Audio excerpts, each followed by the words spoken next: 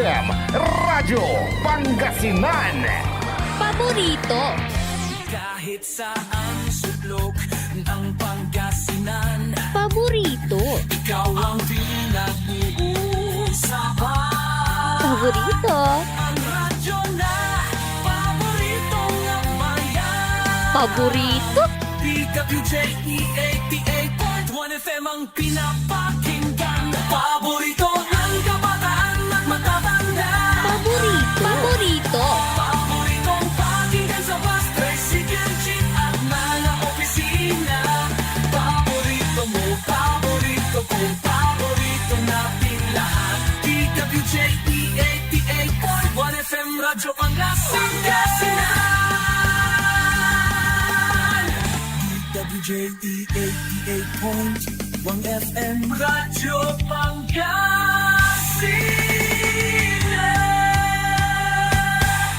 Paborito. Ang susunod na programa ay rated GP. GP? Ano yun? Garantisadong pampaborito! Narito na ang mga unang balita sa araw na ito. Radyo Pangasinan Balita. Be informed. Be the first to know. Radyo Pangasinan Balita. Mga balitang naganap at nangyari sa huling 24 oras sa loob at labas ng Pangasinan. Radyo Pangasinan Balita. Dito lamang sa DWJE 88.1 FM. Paborito! Good morning! Maambig ya kabasan at si kayo namin kapaborito. Agaw natin na Martes, June 17, 2025. Welcome po muli sa Radyo Pangasinan Balita.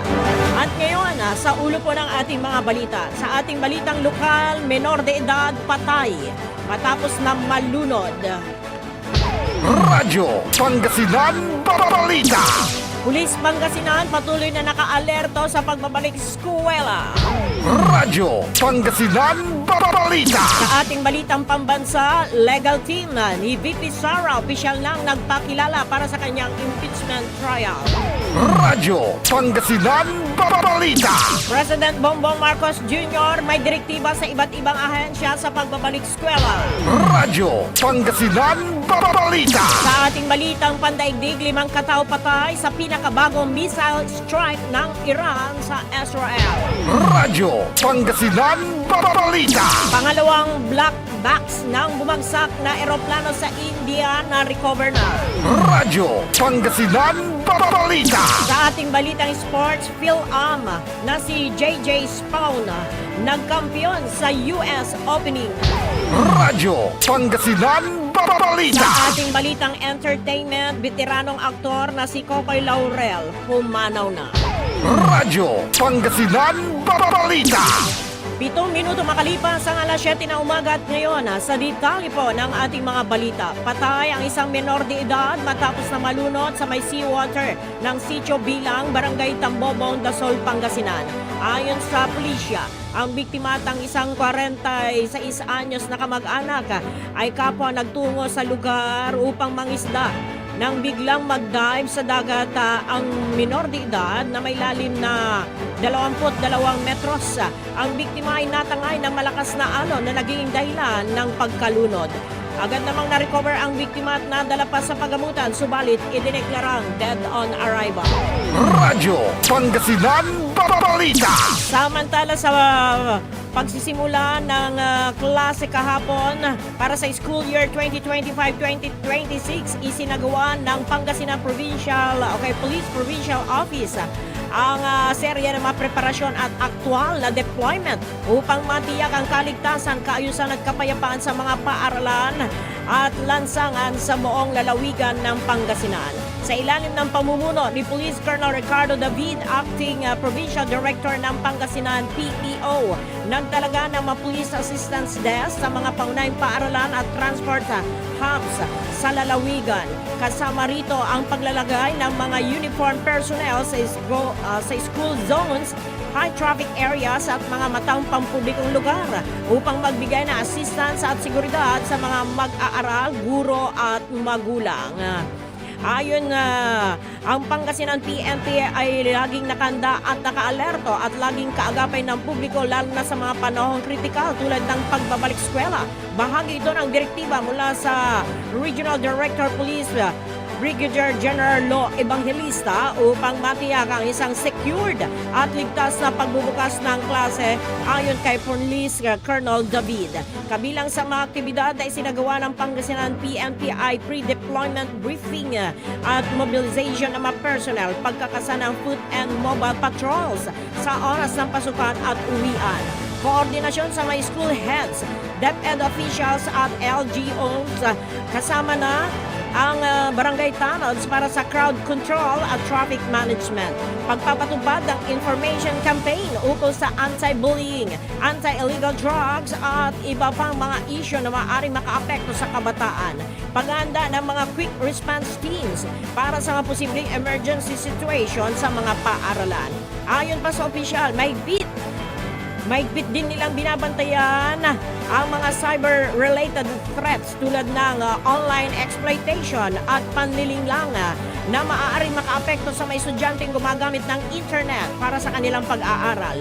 Nanawagan naman na ang Pangasinan PNP sa mga magulang at komunidad na makiisa sa layuning ito sa pamamagitan ng pagiging mapagmatsyag at maagap sa pag-uulat ng mga kahina-hinalang kilos o individual sa paligid ng paaralan. Radyo Pangasinan Balita. May bagong ambulansya naman ang Dagupan City. Okay, may bagong ambulansya mula sa Bureau of Fire Protection National Headquarters ang i-turn over sa Dagupan City Fire Station nitong umaga. Kahapon ng umaga kasabay ng regular flag raising ceremony ng pamalaang lungsod. Ang blessing at turnover ng bagong BFP ambulance ay pinangunahan ni Mayor Belen Fernandez kasama ang ilang mga councilor, city health officer at ang buong Dagupan City Fire Station sa pamumuno ni Fire Chief Inspector June Wanawan sa pamamagitan ng karagdagang sasakyan para sa rescue and disaster preparedness. May mapapabilis na mas mapapabilis na ang emergency response capability ng Dagupan BFP maging ang mas mahusay na medical response. Radyo Pangasinan Balita. 12 minuto makalipas ang alas 7 ng umaga at ngayon, sa detalye naman po ng ating balitang pambansa. Tiniyak ng Palasyo ng Malacanang na makikinig at pag-aaralan na mabuti ni President Bongbong Marcos Jr. ang anumang isyu na may kaugnayan sa konektadong Pinoy Bill bago pa niya ito lagdaan bilang batas. Ayon kay Palace Press Officer Undersecretary Claire Castro, sa ngayon wala pang dokumento na natatanggap ang Pangulo kaugnay sa nasabing panukalang batas. Binigyang diin ni Castro na siguradong magsasagawa ng evaluation ng Presidente, particular sa mga probisyon na nakapaloob sa nasabing panukala at sisiguraduhin nito na magdudulot ito ng kabutihan sa mga kababayan. Ang pahayag ni Castro ay kasunod ng panawagan ng mga telco operators na dapat reviewin ng Presidente ang konektadong Pinoy Bill dahil ilan sa mga probisyon na nakapaloob sa panukalang batas ay mayroong negatibong epekto, malalagay sa alanganin ang national security ng bansa at implikasyon sa fair competition. Radyo Pangasinan Balita. Samantala, formal nang nagsumite ng entry of appearance ang mga abogado ni Vice President Sara Duterte para sa kanyang impeachment trial ayon sa kumpirmasyon ng tagapagsalita ng Senado. Ayon kay Attorney Reginald Tungol, tagapagsalita ng impeachment court, natanggap ng Senado ang dokumento mula sa Fortune Narvasa and Salazar Law Firm kahapon alas 5:03 ng hapon. Dagdag pa nito na ang Office of the Secretary of the Senate ang tumanggap bilang clerk ng impeachment court. Kabilang sa mga abogado ni VP Sara, sina Attorney Philip Sigfrin Fortuna, Attorney Gregorio Narvasa II, Attorney Sheila Sisan, Attorney Carlo Joaquin Narvasa, Attorney Roberto Batungbakal, Attorney Justin Nicole Golar, Attorney Lyndon Miguel Bacuel, Attorney David Ronel Golia VII, Maria Selena Golda Fortuna, Attorney Clarina Radok Francisca Marie Flores, Attorney Miguel Carlos Fernandez, Michael Wesley Powa, Reynaldo Monsayak, Attorney Mark Binuan at Attorney Ralph Budota. Wala pa sa ngayong pahayag mula kay VP Sara Duterte kaugnay sa bagong yugto ng proseso ng impeachment. Radyo Pangasinan Balita. 14 na minuto makalipas sa alas 7 ng umaga, pinatitiyak naman ni Alba Representative Joey Salceda sa gobyerno ang handaan para matiyak ang kaligtasan ng mahigit na 2 milyong Pilipinong manggagawa sa ibang bansa, particular sa gitnang silangan. Kasunod na rin ito ng tensyon sa pagitan ng Iran at Israel. Tinukoy ni Salceda ang mahigit na 33% ng mga OFW ay nasa Middle East, particular sa Saudi Arabia at United Arab Emirates. Punto niya, dapat magsilbing benchmark sa 2026 national budget, particular ang pondo para sa repatriation efforts. Ang 600 million na pesos budget na inilaan noong 2020. Hinimok din ni Salceda sa Department of Migrant Workers and Department of Foreign Affairs na maglatag ng contingency plans at magbungkahi ng standby funds sa kaparehong halaga upang maprotektahan ang kapakanan ng mga OFWs. Inihayag din ng opisyal na noong January 2020, nasa 600 million pesos ang pondo ng Department of Labor and Employment para sa repatriation at welfare services dahil sa patuloy na tensyon sa riyon. Giit ng ekonomistang mambabatas ng nasabing figure ay nananatiling practical benchmark para sa 2026 proposals ng DFA at DMW. Radyo Pangasinan Balita. Inatasan naman ni President Bongbong Marcos Jr. ang Department of Information Communication Technology kay DICT na palawakin ang internet connection sa iba't ibang panig ng bansa. Ginawa ng Presidente ang pahayag sa ginawang pagbisita nito sa Epifanio de los Santos Elementary School sa lungsod ng Maynila kahapon. Dismayado ang Presidente na 60% lamang ang may eskwelahang may internet connection. Napakababaan niya nito para makatugon sa pangailangan sa pagtuturo ng mga guro. Kaakibat kasi anya ng kawalan ng internet connection ay ang problema sa supply ng kuryente, lalo na sa tinatawag na GIDA o kaya geographically isolated and disadvantaged areas sa bansa. Samantala, inasasan din ni President Bongbong Marcos Jr. ang DTI o kaya Department of Trade and Industry at Department of Transportation na gawin ang lahat para mabawasan ang gastusin ng mga magulang at mga estudyante. Maging ang Department of Health ay inatasan na niyang maglagay ng pasilidad at mga tauhan na mapupuntahan para gumamot sakaling magkasakit ang mga bata o magkaroon ng injury habang nasa eskwelahan. Maging ang DSWD ay may bili ng Presidente na dapat tutukan ang mga insidente ng cyberbullying upang matugunan ang mental health ng mga bata. Ilulunsad din anya ng DSWD at ng DepEd ang mas malawak na feeding program sa mas maraming pampublikong paaralan sa susunod na buwan. Radyo Pangasinan Balita. Kinumpirma mismo ni Philippine National Police Chief Police General Nicolas Torre III na tuluyan ng nasibak sa pwesto ang 8 Chief of Police sa Metro Manila matapos na mabigong sundin ang direktiba ng hepe na mandatory 5 minutes response time sa mga emergencies at concerns ng publiko. Ayon kay Torre, sa isinagawang command conference para sa review ng compliance ng mga Chief of Police sa kanilang bagong polisiya na 5-minute response time napagalamang na may mga commanders na hindi naisagawa ang polisiya at nahihirapang sumunod sa naturang direktiba. Sinabi pa ng hepe na hindi makaka-cope up at ayaw rin niyang i-adapt ng mga pulis sa bagong standards na siyang ipinatutupad na sa buong Kamaynilaan. Samantala, marami na rin anyang natanggap ang hepe ng matawag mula sa mga mayors at ilang pang mga opisyal sa mga lokal na pamahalaan at pagod na rin anya siyang paulit-ulit na magpaliwanag kung ano ang kanyang direktiba. Ani Torre, hindi nila maihahatid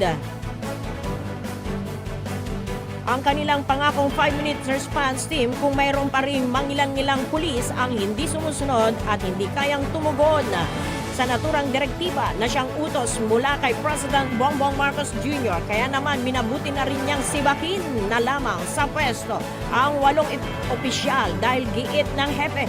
Gusto niya na ang mga commander sa ilalim ng kanyang liderato ay magkakayang sumunod at magpasunod at ang hindi kayang tumugon ay maaaring susunod ng matatanggal sa pwesto. Samantala, pagtitiyak naman ni Tory, ang 8 chief of police ay maaari pa rin malagay sa ibang posisyon habang ang mga naiwan naman sa kanilang pwesto ay bubuksan para sa mga nakalinyang maaring pumalit sa mga nasibak na pulis. Ang mga naturang opisyal naman ay mula sa syudad ng Navotas, Parañaque, Marikina, Mandaluyong, Caloocan, Makati, Valenzuela at ng San Juan. Radyo Pangasinan Balita. At sa ating huling balitang pambansa, tiniyak ni Philippine National Police Chief Police General Nicolas Torre III na mayroong matibay na pundasyon at ugnayan ang mga paaralan sa kanilang mga kapulisan para maiwasan ang paglaganap ng bullying at maging ng kriminalidad sa loob ng mga paaralan. Ayon sa hepe, para matiyak ay ibinidang muli nito ang kanilang 911 emergency hotline na maaring tawagan at magamit sa buong bansa para sa mas mabilis na pagresponde ng mga pulis sa mga pangailangan ng publiko. Anya sa pamamagitan ng kanilang hotline, maaari silang magsumbong at mag-report ng kahit anumang insidente at indikasyon na may kinalaman sa kaligtasan ng mga mag-aaral. Dagdag pa ng hepe, mahalaga rin na matutukan ang mga insidente ng bullying, hindi lamang sa loob ng paaralan, ngunit mas maging sa labas na eskwelahan na posibleng mangyari sa oras ng uwian ng mga estudyante. Radyo Pangasinan Balita. 21 minuto makalipas ang alas 7 ng umaga at ngayon sa ating balitang pandaigdig. Iniulat ni U.S. Ambassador to Israel Micah Huckabee nitong Lunes na bagyang nasira ang gusali ng U.S. Embassy Brad sa may Tel Aviv matapos ang tumama ang Iranian missile malapit sa kanilang lugar, ngunit tiniyak niyang walang nasaktang personnel. Matatandang naganap ang pag-atake matapos bombahin ng Israel ang mga military target sa loob ng Iran, kung saan maraming matataas na opisyal at siyentipiko ang umano'y napatay dahilan para gumanti ang Iran ng sunod-sunod na missile strikes sa iba't ibang lungsod ng Israel kabilang ang Tel Aviv. Pansamantalang sinara muna ang U.S. Embassy sa Jerusalem habang naka-alerto pa rin at umiiral ang shelter-in-place order para sa mga empleyado. Samantala, nabatid na isang mataas na opisyal ng US ang nagsabing pinigilan ni US President Donald Trump ang plano ng Israel na patayin si Iranian Supreme Leader Ayatollah Ali Khamenei. Nababahala naman na ang mga eksperto na ang kasalukuyang tensyon ay maaaring humantong sa mas malawak na digmaan sa Middle East. Radyo Pangasinan Balita. Samantala, 5 tao ang nasawi at 72 sugatan sa pinakabagong missile attack ng Iran sa Israel kahapon. Ayon sa Majin David Adom, apektado ang 4 na lugar na Central Israel, kabilang ang Tel Aviv at Bat Yam.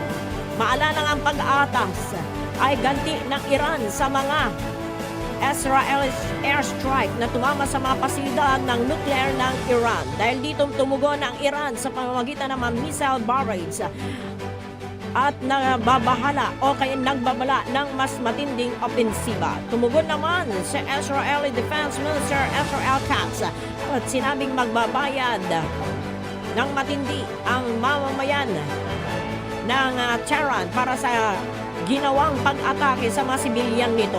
Una nang sinabi ni Israel Prime Minister Benjamin Netanyahu na sinasadya umano ng Iran na targetin ang mga inosenteng sibilyan. Samantala, umakyat na sa mahigit na 100 ang nasawi mula sa natamong Iranian missile strikes simula nung mag-umpisa ito nung Biyernes. Sa panig naman ng Iran, iniulat ng kanilang health ministry na 224 na ang nasawi at mahigit na 1,200 ang sugatan sa ginawang pag-atake ng Israel. Samantala, iniulat ng isang opisyal ng US na pinigilan ni US President Donald Trump ang planong pagpaslang ng Israel kay Iranian Supreme Leader Ayatollah Al-Khamenei. Gayunman, sinabi ni Trump na minsang kailangan maglaban muna bago magkaroon ng isang kasunduan. Una rito, kinansila ng Iran ang planong nuclear talks sa US at nagpatupad ng parusang kamatayan sa isang umano'y ahente ng Mossad. Nagbabala rin ang mga leader ng Iran na hindi naligtas ang mga teritoryong okupado ng Israel. Radyo Pangasinan Balita. Na-recover naman na ang ikalawang black box ng Air India plane na bumagsak sa Allahabad, India na nangyari noong June 12 na kumitil ng 279 na katao. Sa isang statement, kinumpirma ng senior aide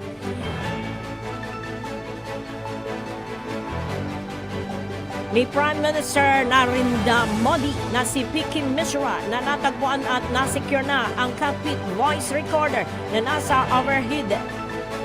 overhead instrument panel sa pagitan ng dalawang piloto. Matatandaan na recover ang unang black box o ang flight data recorder noong Biyernes, isang araw matapos ang plane crash.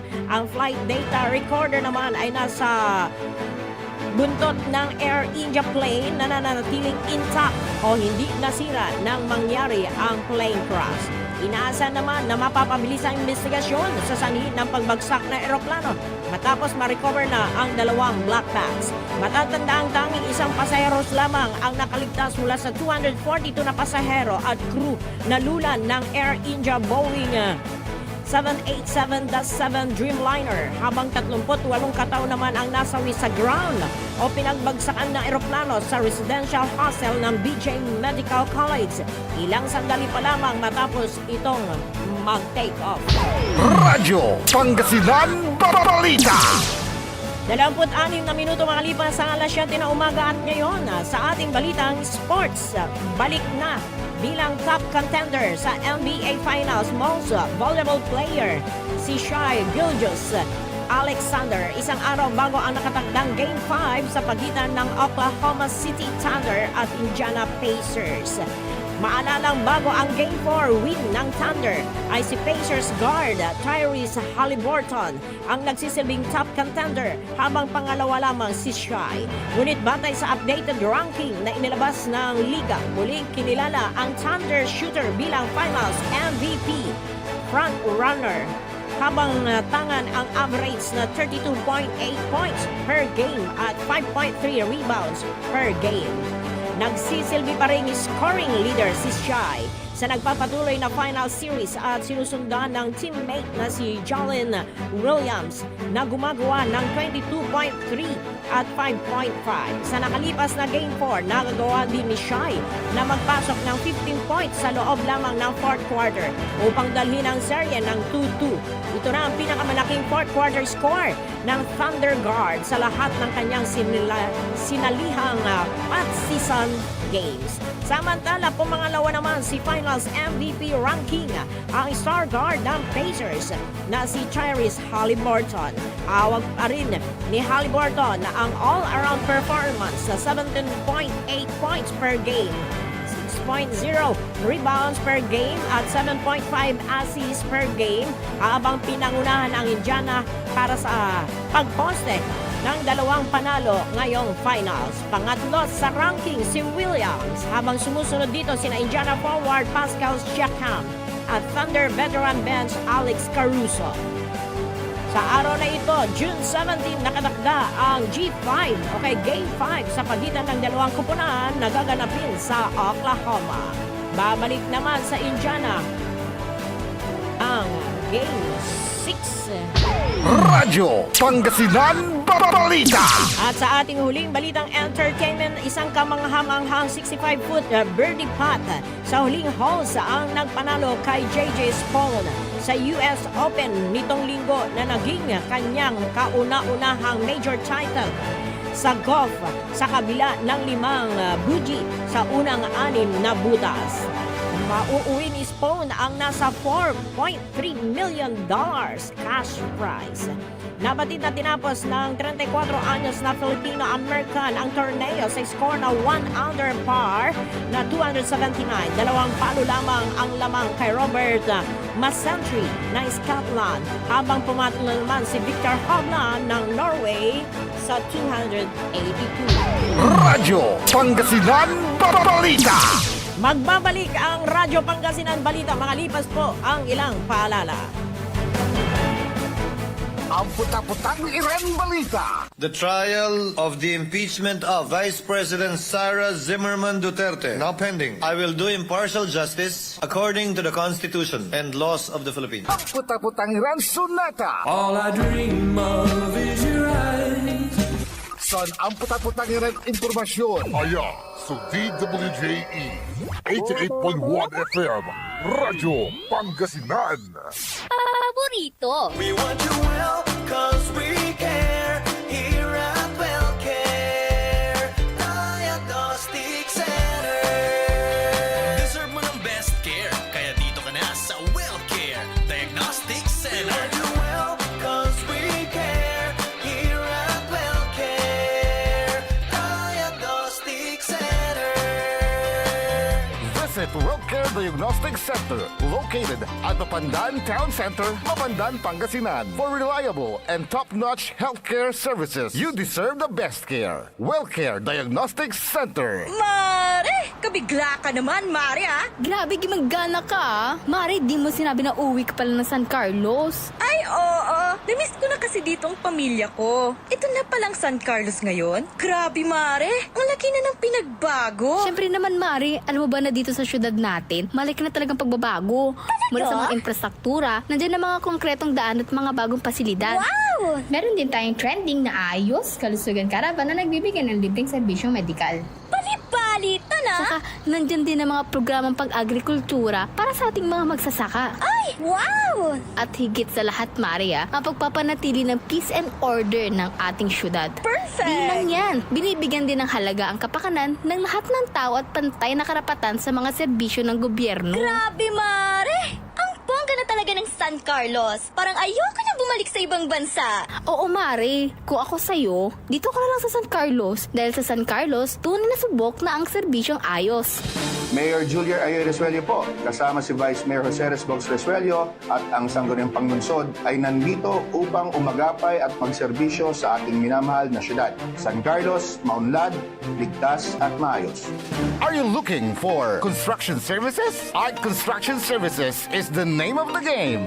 They do civil works and engineering, structural waterproofing, swimming pools, road constructions, condominiums, big warehouses, at marami pang iba. Art Construction Services, pulido ang trabaho at tapat sa serbisyo. Main office, Saging Dinalupihan, Bataan, at may satellite office sa Baybunuan Gazette, Dagupan City. You may contact Miss Tyra Sweet at 0962-806-7360. Art Construction Services. Hanap mo ba ang legit at malinamnam na boneless bangus kapaborito? Heto na ang Donna Dagupan Boneless Bangus. Malinis at malinamnam, araw-araw bago. Mura ang presyo at pwedeng pang negosyo. Legit boneless bangus. Legit supplier, Donna Dagupan Boneless Bangus. Matatagpuan sa Magsaysay Market, Dagupan City. Open 24 hours. Available din ang boneless bangus, Shanghai bangus, spicy bangus, boneless tinapa bangus, at rellenong bangus. Donna Dagupan Boneless Bangus. Matatawagan po sila sa 0939-415-8547 at 0930-284-5333. Donna Dagupan Boneless Bangus. Financial needs? Sagot ng First Choice Finance Corporation yan. They offers loans, collateral loan, auto loan, motorcycle loan, real estate loan, character loan, at marami pang iba. They are located at at the second floor, GNM Building, number 86, Bunuan Gazette, Centro, Dagupan City. May branch din po sila sa Urdaneta City at Baguio City. First Choice Finance Corporation. For more information, you may contact 0995-756-9235,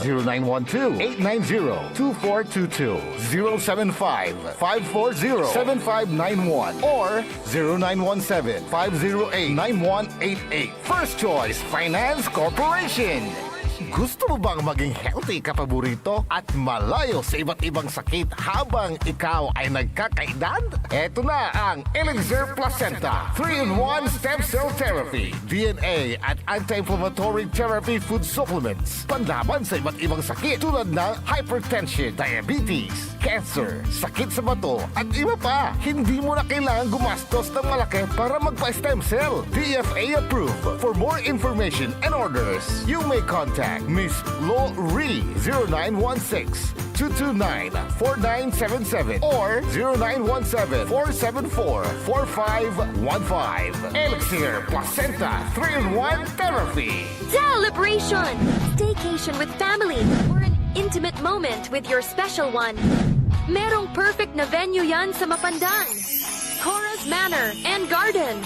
Magmalamay-ari ng mansyon at this magnificent enclave place here at Cora's Manor and Garden. Carry out any occasion sa kanilang garden cafe or party at their poolside. Have a sing-along at their music room. Relax at their room accommodation or enjoy a private time with someone. Sa kanilang Cabana A, kung saan may private outdoor jacuzzi kayo in an enclosed place. Enjoy great food, warmly welcoming staff, exceptional accommodations, and relaxing scenery at Cora's Manor and Garden. Whatever it is, Cora's Manor and Garden is the perfect place to be. Visit them at Barangay Pias, Mapandan, Pangasinan, or call them at 0945-800-7074. Experience a special moment, how it should be at Cora's Manor and Garden. Mas pinalakas, mas pinatindi, mas pakikinggan.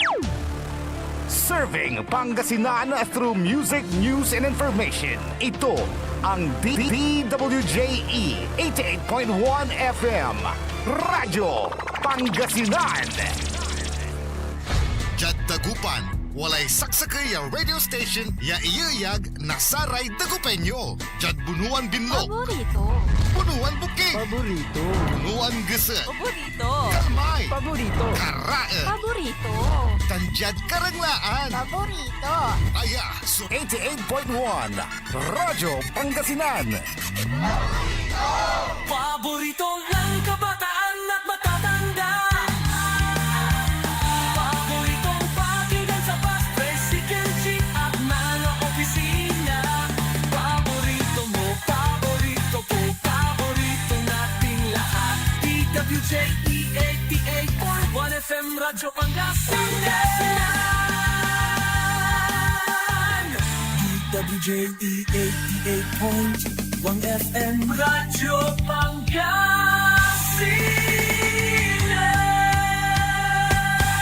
Paborito. Alas 7:37 na po ang ating oras. Tuloy-tuloy pa rin ho tayo sa ating programang Radyo Pangasinan Balita. At ngayon, ating alamin ang lagay ng ating panahon sa araw na ito ng Martes sa pamamagitan ni Sir June Soriano ng Pag-asa Dagupan City. Sir June, good morning! Yes, good morning sa lahat ng kakapaginig ng Radyo Pangasinan. Parito naman ang pagtayo ng ating panahon. Kaninang stress ng madaling araw, isang low pressure area naman ang ating binabantayan o monitor. Diyan po sa may bahagi ng coastal water ng Forquira, Romblon.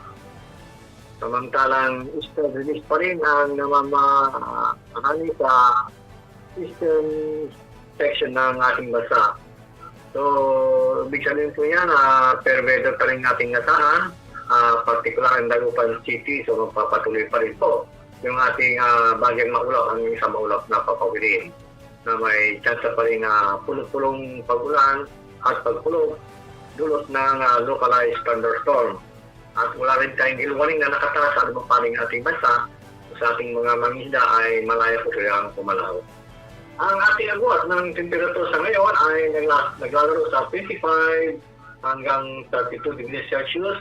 At ang araw na ito ay sumikat kaninang 5:27 ng umaga. At lulubog naman yung ating haring araw mamayang 6:32 ng dakong hapon. Yan mo nalagyan ang ating panahon ang tagapag-ulat, June Soriano. Magandang umaga. Maraming salamat, Sir June Soriano ng Pag-asa, Dagupan City. Malayang makapangisda o kaya pumalawat ang ating mga mangisda. Dahil wala naman pong, bagamat meron pong LPA na binabantayan, safe naman yung ating karagatan. Ayon po sa pag-uulat ng Pag-asa, ay maabig ya kabasan at kayo namin iraray kapaborito tayo na managsigay. Aray makikitsing tayuran managsigay, maabig ya kabasan at kayo namin. Good morning po sa ating mga fishermen. And naimbaga bigat sa ating mga magsasaka naman po. Aray dumaralos tayo yung makukuli. Good morning po sa inyo. And patuloy po kaming sumasaludo sa inyo. Dahil sa inyo, meron kaming nailulutong bigas, meron kaming nailulutong mga gulay, at meron din kaming nailulutong mga isda sa mga mangingisda ho natin. Good morning po sa inyo. And salamat po sa inyong kasipagan. Maging maingat pa rin ho tayo mga kapaborito sa bawat sandali ng ating buhay. Sakay subilay tayo kapaborito ha. Huwag tayong maging abuso sa ating sarili. No, antam yasika at makakatrangkaso ka ha. Ang mula ipipilit. Oh, ang mula ipipilit tapyan. Agka natuluyan yaman sakit. Kailangan din kasi natin ang pahinga. Kailangan natin maging masipag. Totoo yun, kailangan na kailangan. Lalo na sa panahon na ito. Pero syempre, kailangan din po na magpahinga kung kinakailangan. Di po ba mga kapaborito? Pero heto mga kapaborito ha. May warning ang presidente ho natin. Oo, sa lahat ng tamad. At mampapatit-patit labat at panagtrabaho da. Hindi kayo sasantuhin ngayon ng presidente ng ating bansa. Sa mga empleyado at opisyal ng gobyerno natin, sabi ng ating presidente, kahit kaibigan pa kita, mahal kita, pero kung hindi ka nagtatrabaho na maayos, ay nako, sisibaking kita. Yan ang pahayag po ng ating presidente. Katon ararate mangingiras di tanay at gobyerno tayo ay mangkuli kila mailap so mawalan ng trabaho. Opo. Ararate patit so panagtrabaho da ay alug. Maliit man o malaki yung trabaho o project na ginagawa, magpakasipag.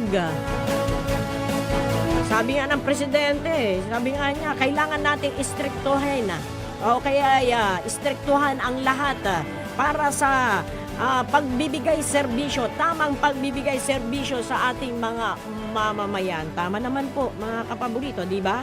Oo, kasi kapag istrikto yung namamahala, pinapatupad niya yung tama, syempre magiging matino din yung kanyang mga tauhan. Di po ba mga kapaborito? Oo, pero no po yan ang daratay mangingiras dito na aray patit iran man trabaho ay aliwas nagawa tayo.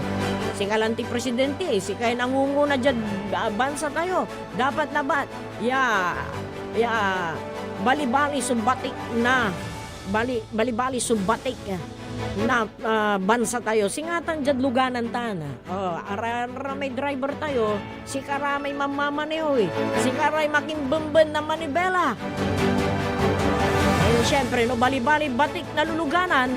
Siyempre, ararara may pasaheros tumat, di ba manlikat? Antani maalwar, may mandra-drive parad si kara. Tapian makasabira, edlaan da. Untan mo dyan gobyerno tayo. Kato na ay ibabagan ng President Bongbong Marcos Jr. ay sana untuwa. Di ba? Hindi naman tayo against sa mabuti. Diyan nga tayo Yun ang gusto nga nating lahat. Di po ba na kapag pumunta ka sa isang opisina, naibibigay yung serbisyo talaga na dapat. Aliwan si nga rarara may arum dito na mamaong ira. Balo nila ba ira, contractual nila, contractual era, pero singantam lamay si karelay boss. Oo, dapat yung boss, mga empleyado, mapagpakumbaba at nagbibigay serbisyo talaga. Kwanto ng presidente, kahit kaibigan kita, magkaibigan tayo, mahal kita, pero pagdating sa trabaho, ay iba naman. Di ba? Kasi pag idadaan mo na lang sa payakap-yakap o kaya pagtapik na lang sa balikat lagi na okay lang, ang gaano agaman trabaho ay agamat tanayari kalamor, numansingil iray buwis, di ba? Numambayar tayo na buwis, no choice ka, no pigara may akwenta da, bayaran kalamor, di ba? Atan na, yung buwis na yan, dyan kinukuha yung pangsweldo mula sa presidente hanggang sa pinakamaliit na posisyon sa gobyerno natin. Tanggapin man natin yan at hindi, totoo yun. Kaya nga di ba, yung mga nagkumandidato, aplikante ang tawag sa kanila. Ngayon, nang tinanggap ng ating mga kababayan, majority ng ating mga kababayan, ito ang napili na maging mayor, maging presidente, maging board member, maging gobernador, maging councilor, maging barangay captain, barangay kagawad. Agda kayo inluklok iritutuo ay hindi nagluluklok ang mga tao para si kayo sumaging boss, kundi kayo po yung maglilingkod. And alam naman yan ng mga opisyal po natin. In fairness, kaya lang kung minsan nababago yung bang dapat na mangyari. Feeling boss. Diba? Kaya nga public service yung ibinibigay nila. Yun yung pangunahin nilang trabaho. Hindi para maging bossing natin sila, kundi sila ay maglilingkod. At tayo naman, bilang nasasakupan nila, pasakop naman ko tayo doon sa tama balot. Hindi yung dahil sa ganito ay ganyan. Sige labat lang ng sige. At yuwamat, dapat sumunod tayo doon sa tama. Di ba? Na hindi tayo nanlalamang sa ating kapwa. So, respeto tayo at sa raratay opisyal tayo matay. Respeto. Tan syempre panagpasakop at sikarat. Tabian maayos ang lahat. Di po ba mga kapaborito? Ato na, word for the day, bawal ang tamad. Mismo ang presidente ang nagsabi niyan, mga kapaborito, bawal ang tamad. Naku, naalala ko tuloy, si kapaborito TQT. Nainay tayong larirungal, kada kabuwasanan sa man dyan programa to. Tartaryuan balita kanto, no mangiras ka, say katumbas tuta, nairasan ka. Correct naman. Kasi kapag tamad ka, ay wala kang karapatang kumain nasa Biblia yun. Di ba? Katong mangkuli tayo namin, kapaborito. Mahigpit naman din ang bilin naman ang hepe ng ating pulisya sa ating bansa, si General Torre. Kapaborito, imbaga to. Araramay chief of police dito na aramay police commanders na hindi makatugon sa kanyang ipinatutupad na 5 minutes response sa mga emergencies ay sisibakin din po daw kayo. May sinampulan na nga 8. Na mga commanders, police commanders sa Metro Manila. Sinampulan na ni General Torre yung mga yun at nasibak sa kanilang tungkulin. At syempre, kapag may nasibak, may papalit. Di po ba mga kapaburi? Ito namang mga sinibak, may kapupuntahan naman. Hindi rin yan basta-basta rin maaalis na miyembro ng kapulisan, kundi may disciplinary action na gagawin sa kanila. And syempre, pag nakita yung pagbabago, mababalik din yan sa kanilang mga posisyon. Diba? And kailangan talaga ngayon yung ikaw na leader ay good example. At yung 5 minutes response, dapat ma-appreciate awa. No timbawag ka nun yan, walay unyay, patuyan niya nagagawa. Dapat ma-plus awa, alon sa may patay-patay. Kaya sa mga pulis ho natin, kailangan physically fit. Oo, hindi kailangan yung patay-patay ngayon at tatamad-tamad. Makuli ay hepe na pulisya tayo natanay. Makuli naman sila lahat, lagi, kahit sino ang naging chief of police natin. Pero eto nga, ang tinutukan ni General Torre, itong 5 minutes response. Kailangan makapag-aksyon, umaksyon agad sa loob ng 5 minuto. At gaya ng sinabi nga natin kanina, kailangan physically fit yung ating mga kapulisan. Paano to rararamang kasi timatabala uy? Paano dan ang batik uy? Pero meron tayong kilala, kahit malaki ang katawan niya, mataba. Mabilis siyang kumilos. Meron mga ganun. Hindi naman lahat ng mataba ay mabagal.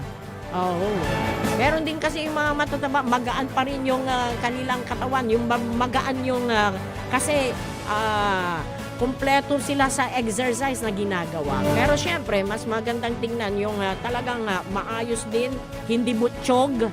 Diba? Kasi kapag butchog, sa kiso ibabaga na rin totoo. Diba? Ang gano'n ako labilan, ang tayo laman, no nananang na mo nyo, walay butchog, yato.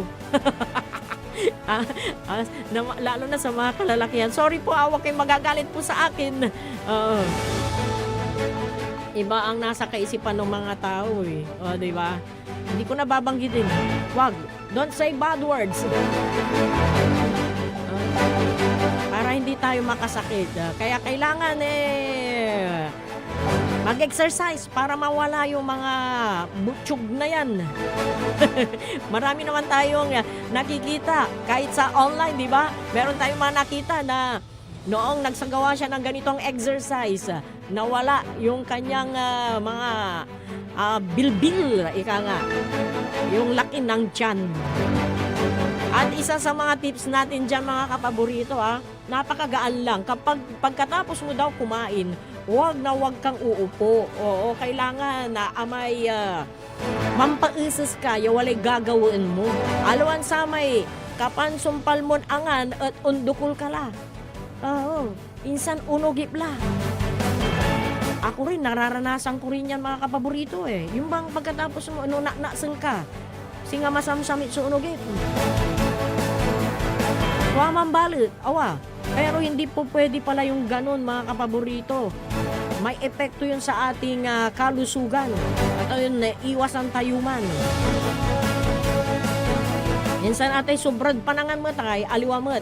Tandaan ho natin, sabi nga ng mga health expert ho natin, lahat ng sobra masama, lahat ng kulang din masama. Mabang kamot, malnourished ka, syempre hindi mo rin magagawa ng maayos ang iyong trabaho. Kaya dapat tama lang.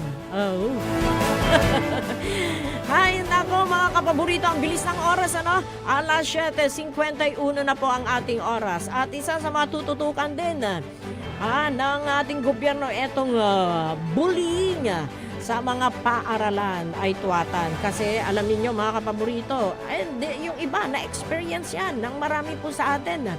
Di po ba? Wala rin sutil kasiran ugugaw eh. At kung minsan meron ding mga teacher na gano'n na hindi nila namamalayan na nambubuli na pala sila. Kasi yung bang pag nagsalita tayo na eto ay nakakadismaya sa isang bata o kahit sa sino man mga kapaborito, hindi natin namamalayan bullying na pala yun, yung panlalait, yung pang-aasar, pambubuli na rin yun. Kaya sabi nga, huwag nang ibuka ang bibig kung wala ka rin lang masasabi na tama. Iwasan mo natin yan kasi yung bullying na yan yan yung isa sa mga dahilan kung bakit nagkakaroon ng kaguluhan, pati reateng manlalaban ng dahil satan. Katulad ko mo, bantayan tayo ray estudyante tayo.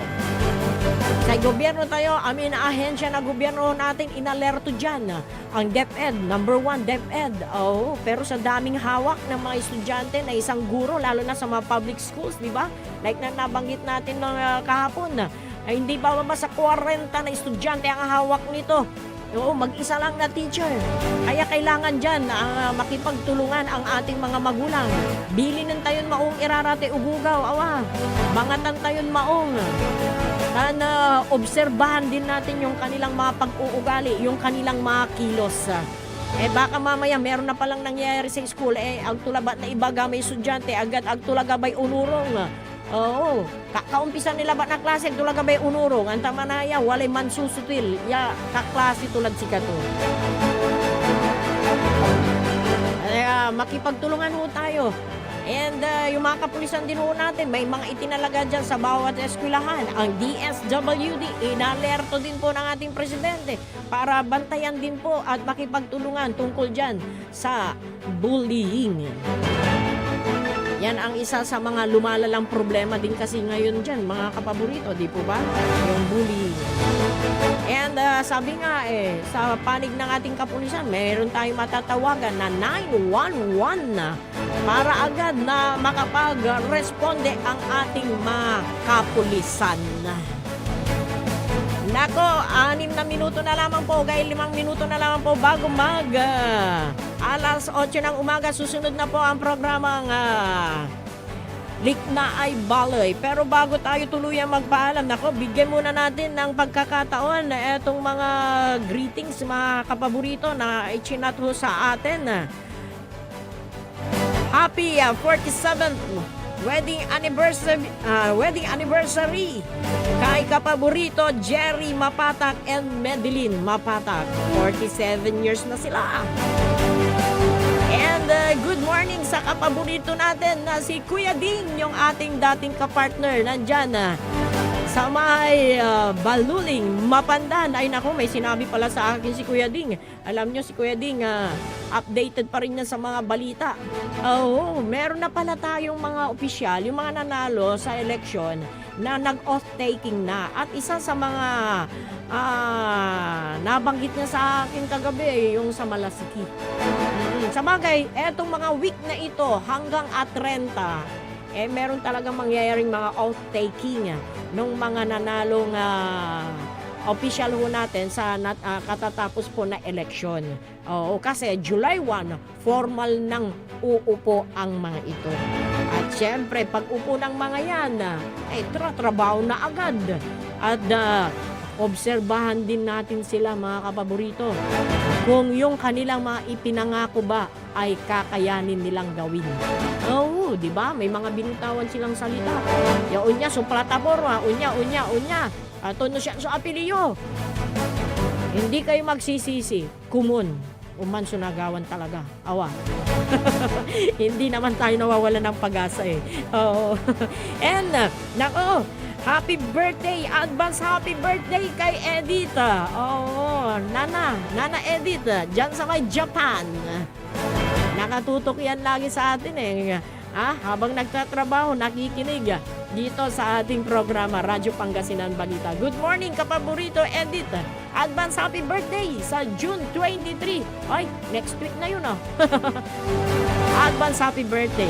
At sa lahat po ng mga nagdiriwang ng kanilang kaarawan sa araw na ito at ngayong Hunyo, happy birthday po sa inyong lahat. Kay kapaborito Telma Aquino, nagdiwang siya ng kanyang 78th birthday yata yun Oo, nung linggo lang. And syempre, belated happy anniversary, wedding anniversary kay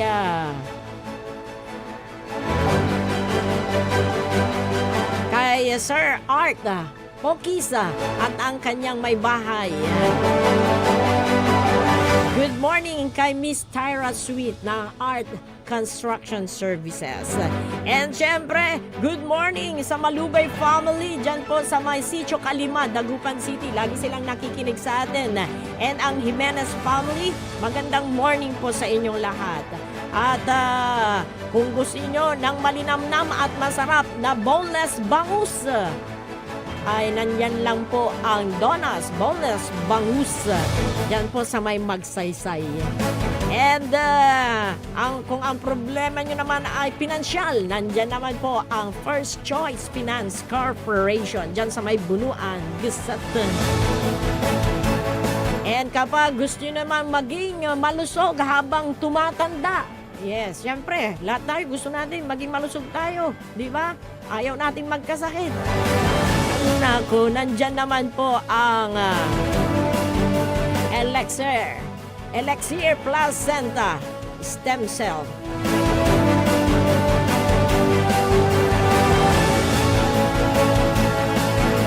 By Lori. Yes, pwede natin siyang i-contact mga kapaborito. May opisina sila dyan sa may Anulid, Mangaldan.